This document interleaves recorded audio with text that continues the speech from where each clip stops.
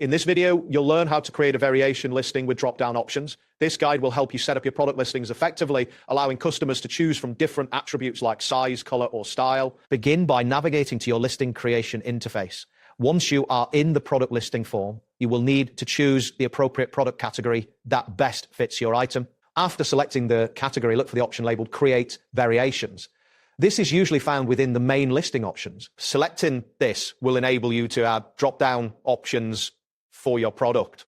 Next, you will need to define which attributes will have variations.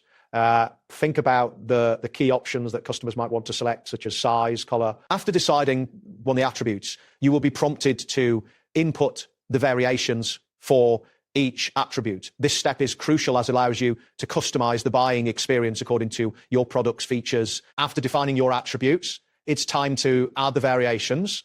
You will import all possible combinations of the options you have chosen. For instance, if you selected size and color, you might have variations like small red, medium blue, and large green. Each variation can have its own specific price, inventory quantity, and SKU. This level of detail helps you manage your inventory more efficiently and provides clarity for buyers. Once you have entered all your variations, it is important to preview your listing. Look for a preview button or option within the interface. This will allow you to check the drop-downs display correctly and that the prices match what you have set. Make sure that each variation is functioning as expected before proceeding to the next step. This step is essential to ensure a seamless experience for your customers. Finally, once you are satisfied with how everything looks in the preview, you can publish your listing.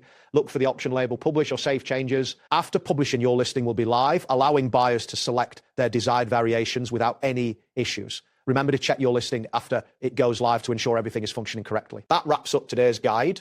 Thanks for watching and catch you in the next tutorial.